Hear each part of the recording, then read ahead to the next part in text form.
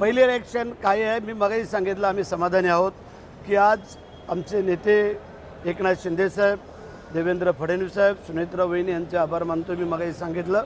आणि मग माझ्या जिल्ह्यातले आम्ही 7 आमदार, 2 खासदार, जिल्हा परिषदेचे अध्यक्ष, उपाध्यक्ष, जिल्हा परिषद सदस्य, पंचायत समिती सदस्य, सभापती, नगरपालिकेचे नगराध्यक्ष, नगरसेवक आणि माझ्या तमाम जनतेचे, माझे कार्यकर्ते, पदाधिकारी, मतदार बांधव या सगळ्यांच्या मनापासून आणि सगळ्या अधिकारी वर्गांचे आभार मानतो की जेणेकरून की आजचा हा जो क्षण आहे, श्रावण महिन्यातला पहिला सोमवार, तसाच जर पाहायला गेलं तर आम्ही आग्र्याला गेलो होतो।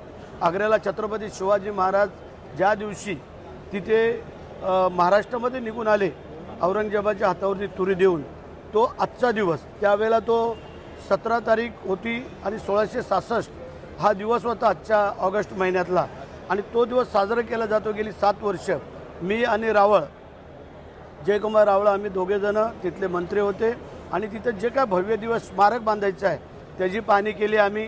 त्या तिथली दौड असते जी 1300 किलोमीटरची दौड आहे, जी आग्र्यापासून ते राजगडपर्यंत, त्याला आम्ही झेंडा दाखवला, थोडी दौड केली आणि मग आज आम्ही त्या अधिकाऱ्यांची मिटिंग घेऊन इकडे आलेलो आहोत।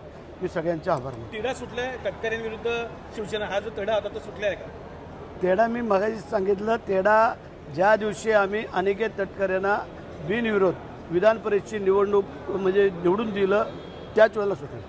रायगडचा एक महत्त्वाचा प्रश्न आहे का रस्ता, महामार्ग कसा बघा?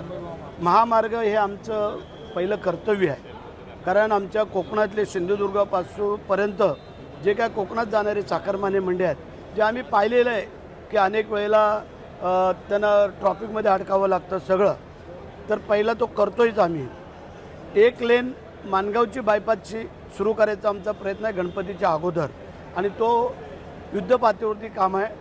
मी येत्या 4-5 दिवसात परत त्या अधिकाऱ्यांची मिटिंग घेऊन काम कितपर्यंत आलेले कसं आहे ते शेवटचा प्रश्न, रायगडसाठी पहिलं काम काय करण्याचं? पालकमंत्री झालात, सांगितलं ना, पहिला रस्ता व्यवस्थित करून देतो, जाण्या येण्याचा मार्ग, लोकांचे आशीर्वाद घेऊ दे। जर लोकांच्या आशीर्वादाने पालकमंत्री झालोय तर आता त्यांना पण सुखासमाधान। एबीपी माझा, उघडा डोळे बघा नीट।